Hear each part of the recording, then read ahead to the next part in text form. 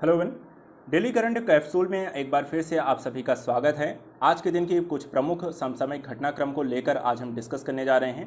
तो चलिए देखते हैं आज की क्या प्रमुख इंपॉर्टेंट न्यूज़ हैं। एक चीज़ और साथ ही साथ ध्यान रखिएगा, इस टॉपिक से रिलेटेड जो भी आपकी पीडीएफ है इसका कंटेंट जो है आपको आज़ाद यूपीपीएससी सीएससी एकेडमी के प्लेटफॉर्म पर आपको मिल जाएगी। ये टेलीग्राम चैनल है, आप इसे ज्वाइन कर सकते हैं और इस पीडीएफ को आप यहाँ पर प्राप्त कर सकते हैं। तो आज़ाद यूपीपीएससी सीएससी एकेडमी यहाँ पे टेलीग्राम चैनल को ज्वाइन कर सकते हैं। चलिए स्टार्ट करते हैं आज के अपने डेली करंट के टॉपिक्स को। पहला देखिए, आज का हमारा टॉपिक है, भारत ने यहाँ पर देखिए एक एंटी टैंक गाइडेड मिसाइल, ठीक है, यहाँ पे हेलिना को इसका सफल यहाँ पे परीक्षण किया गया है। तो एंटी टैंक यहाँ पे जो गाइडेड मिसाइल है ये क्या होती हैं, इनके बारे में थोड़ा समझ लेते हैं।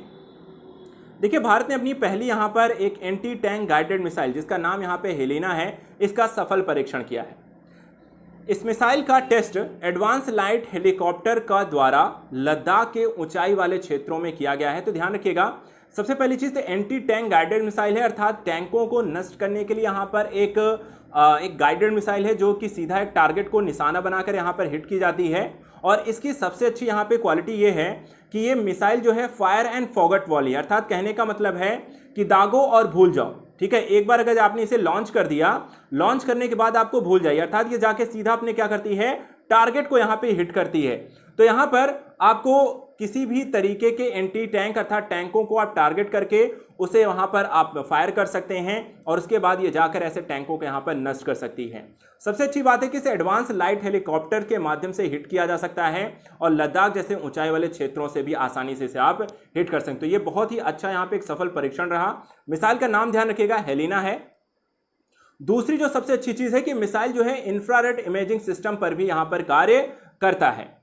रक्षा मंत्रालय ने यह भी बताया है कि इस टेस्ट के दौरान यहां मिसाइल एक सिमुलेटेड टैंक पर यहां पे अचूक निशाना लगाकर यहां पूरी तरीके से सफल रही है और मिसाइल ने एडवांस लाइट हेलीकॉप्टर से इसे लॉन्च करने में हमने सफलता प्राप्त की है। तो ये हमारा आज का पहला टॉपिक। आइए देखते हैं यहां का दूसरा टॉपिक। आरबीआई ने देखिए यहां पे सहकारी बैंकों पर यहां पे जुर्माना लगाया है, ठीक है। आरबीआई के द्वारा देखिए, आरबीआई बैंकिंग सिस्टम को लेकर दिशा निर्देशन तय करता है, रूल्स रेगुलेशन बनाने वाली संस्था है, भारत की केंद्रीय बैंक है। और हाल फिलहाल के कुछ समय में देखें, पिछले कुछ सालों में तो आरबीआई के द्वारा कई बैंकों, निजी, सरकारी और सहकारी बैंकों में इस तरह जुर्माना लगाए गए हैं जहां पर इन नियमों का उल्लंघन किया गया। हाल ही में यहां पर ऐसा कुछ और सहकारी बैंकों ने उल्लंघन किया जिसको लेकर आरबीआई ने यहां पे जुर्माना लगाया। आइए देखते हैं क्या रहा है। यहां पे आरबीआई ने यानी भारतीय रिजर्व बैंक ने नियामकीय अनुपालन में कमियों के कारण 4 सहकारी बैंकों पर कुल 4 लाख रुपए का जुर्माना लगाया है, ठीक है। कितना? कुल 4 लाख रुपए का जुर्माना लगाया है। किन किन बैंकों पे लगाया है? तो देखिए, पहला ये महाराष्ट्र में स्थित है अंदर रसूल अर्बन कोऑपरेटिव बैंक, इस पर यहां पे देखिए तो 1.5 लाख रुपए का जुर्माना लगाया गया। दूसरा भी यहां पे महाराष्ट्र में स्थित है अहमदपुर में महेश अर्बन कोऑपरेटिव, इस पर 1 लाख का जुर्माना लगाया गया। और तीसरा भी महाराष्ट्र के नांदेड़ में स्थित है यहाँ पे नांदेड़ मर्चेंट कोऑपरेटिव बैंक, और इस पर कितना लगाया गया? तो 50,000 रुपए का यहाँ पे जुर्माना लगाया गया। तो यहाँ पर 1.5 लाख, 1 लाख और 50,000 का जुर्माना यहाँ पे Nanded merchant cooperative, Mahesh urban cooperative, अंदर रसूल अर्बन कोऑपरेटिव पर यहाँ पर लगाया गया। देखिए, यहाँ पे ध्यान दीजिएगा, सहकारी बैंकों के लिए आरबीआई के द्वारा जो यहाँ पे नियामक अनुपालन है, जिसमें यहाँ पे यदि आप कमियां करते हैं तो उसके कारण यहाँ पे आरबीआई के पास ये अधिकार है कि आप पर वो ऐसे जुर्माने लगा सकता है। बेसिकली करना क्या है कि इसका देखिए उद्देश्य ये होता है कि ताकि बैंक जो है अपने ग्राहकों के साथ किसी भी लेन देन और समझौते की वैधता पर कोई सवाल खड़ा करना यहाँ पे नहीं है। एक बेहतर तरीके की प्रक्रिया का अनुपालन सुनिश्चित करना है, नियामकीय कानून लागू होने चाहिए, वहाँ पे आप इसका उल्लंघन नहीं कर सकते हैं। चलिए आते हैं अपने अगली न्यूज़ पर। अगली बड़ी न्यूज़ है यहाँ पे अदानी ग्रीन, यहाँ पे 4 पॉइंट देखिए यहाँ पे आपको 22 लाख, ठीक है, 4 पॉइंट यहाँ पे 22 लाख करोड़ के मार्केट कैप के साथ भारत की 10वीं सबसे मूल्यवान यहाँ पे आपकी फर्म बन गई है, ठीक है। 10वीं सबसे मूल्यवान फर्म बनी है अदानी ग्रीन। कितना हो गया इसका मार्केट कैप? 4.22 लाख करोड़ रुपए। आइए जानते हैं और क्या है। देखिए, अदानी जो ग्रीन एनर्जी है, ये इसने भारत की जो टेलीकॉम कंपनी है भारतीय एयरटेल, इसको पीछे छोड़ दिया है और इसको पीछे छोड़ के 10वीं सबसे मूल्यवान भारतीय कंपनी यहां पर बन गई है। हाल ही में इस कंपनी के शेयर यानी कि अदानी ग्रीन एनर्जी के यहाँ पे शेयर में NSE में सोमवार को 20 रुपए की बढ़ोतरी हुई और इसके बाद इसके प्रति शेयर के जो मूल्य हैं वो 2786.20 पैसे सर्वकालिक उच्च स्तर पर पहुंच गए और जिसके कारण इसका बाजार पूंजीकरण हो गया कितना, 4.22 लाख करोड़ यहां पर हो गया है। तो ध्यान रखिएगा 10वीं सबसे बड़ी यहां पे मार्केट कैप वाली आपकी भारतीय कंपनी बन गई है। दूसरी चीज ध्यान रखिएगा, अदानी जो समूह है इसी महीने इसने 200 अरब के बाजार पूंजीकरण पार करने वाली तीसरी भारतीय यहां पर समूह है। अब ऐसी स्थिति में एक चीज आता है क्वेश्चन कि भारत की सबसे मूल्यवान कंपनी कौन है, पहले नंबर पे कौन है, क्योंकि ये तो 10वें नंबर पे आई हैं। तो 10वें नंबर के चलिए चर्चा का विषय है, इसके बारे में तो पढ़ लिया, लेकिन पहले नंबर पे कौन रही, तो पहले नंबर पे है भारत की प्रमुख कंपनी रिलायंस इंडस्ट्री और इसका देखिए अदानी का है सिर्फ 4.22 लाख करोड़ यहां पे इनका बाजार पूंजीकरण है, जबकि रिलायंस इंडस्ट्री का है 17.65 लाख करोड़ रुपए। ठीक है, तो यहां पे 17.65 लाख करोड़ रुपए है रिलायंस इंडस्ट्रीज का मार्केट कैप और इनका सबसे मार्केट कैपिटलाइजेशन के और देश की सबसे मूल्यवान यहां पे वैल्यूएशन वाली कंपनी आपकी रिलायंस इंडस्ट्री है। पहले नंबर पे रिलायंस है, दूसरे नंबर पे यहां पे आपकी TCS है 13.52 लाख करोड़ के साथ इनका मार्केट कैप है, जबकि तीसरे नंबर पे है आपका HDFC बैंक जिसकी मार्केट कैप है आपकी 8.3 लाख करोड़ रुपए। तो पहले 3 स्थान पे हैं रिलायंस इंडस्ट्रीज, TCS और HDFC बैंक। अगली यहां पे देखिए विश्व होम्योपैथी दिवस से रिलेटेड है। ठीक है, जो स्वास्थ्य से संबंधित समस्याओं के प्रति जागरूकता को लेकर यहां पे मनाया जाता है। आइए जानते हैं होम्योपैथी से संबंधित कुछ आपकी विशेष घटनाक्रम।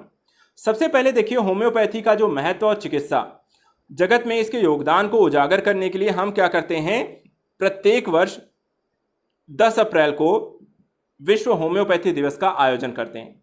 अब ऐसे दिवस पे हमेशा कोई ना कोई थीम रखी जाती है, तो इस वर्ष की देखिए थीम क्या है, इस वर्ष की थीम है होम्योपैथी स्वास्थ्य के लिए लोगों की पसंद।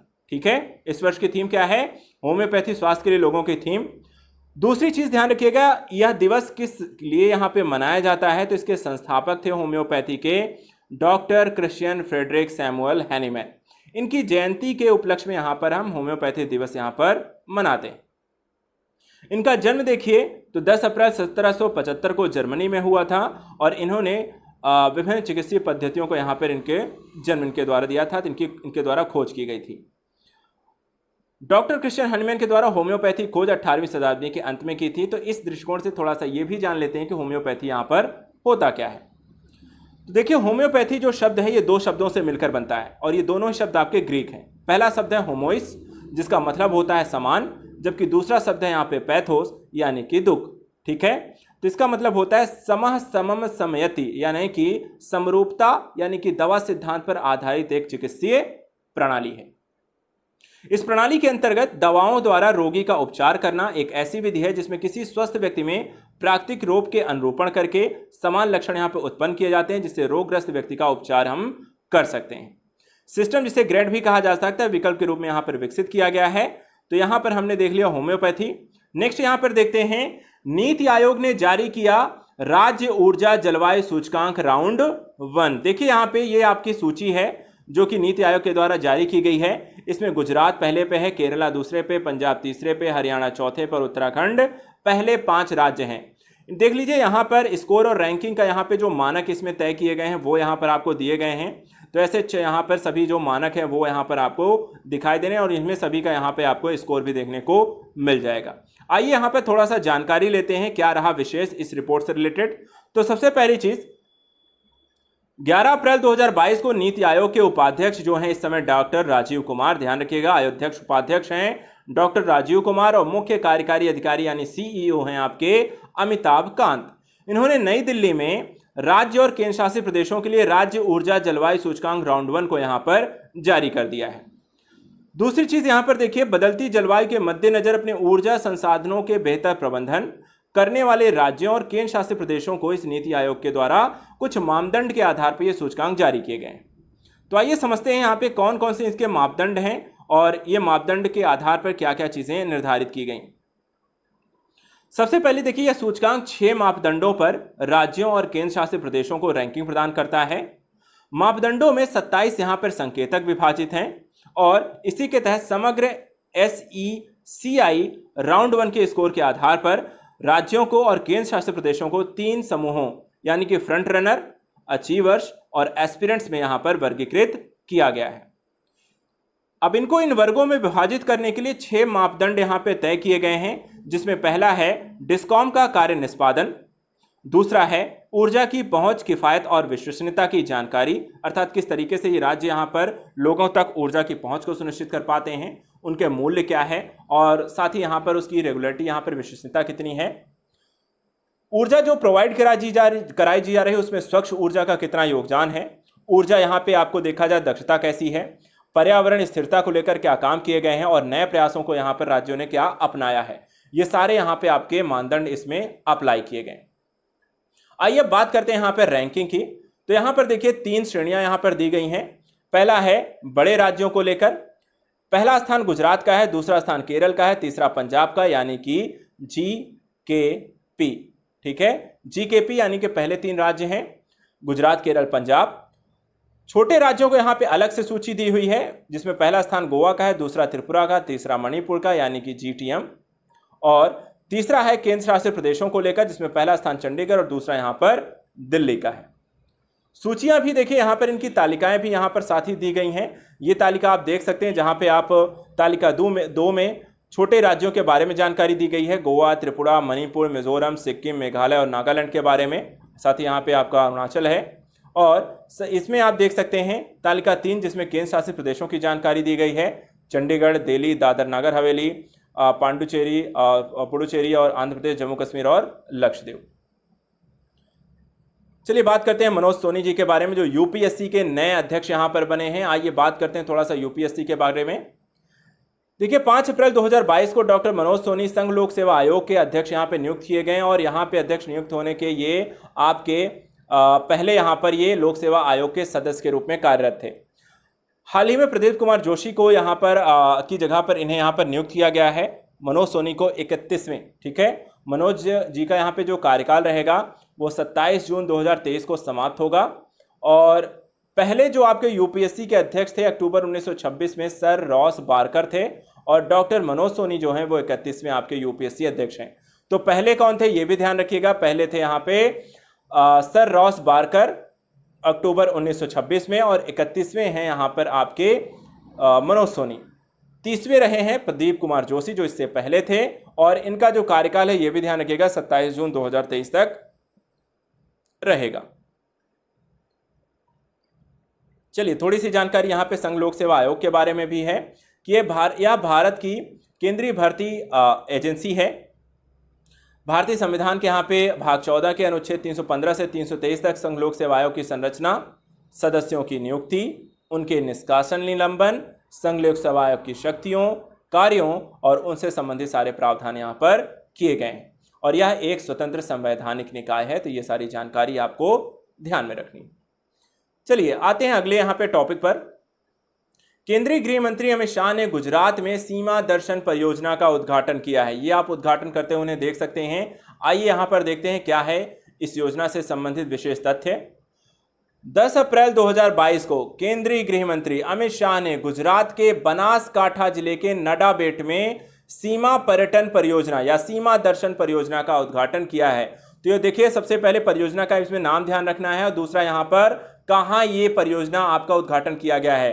तो नाम है सीमा पर्यटन परियोजना, सीमा दर्शन परियोजना, दोनों में से कोई भी आ सकता है और ये गुजरात के बनासकांठा के नडाबेट जिले में यहाँ पर उसका उद्घाटन किया गया है। अब इसमें यहाँ पर देखिए इस योजना से खास जो बातें हैं उनको भी यहाँ पर साथ साथ देख लेते हैं।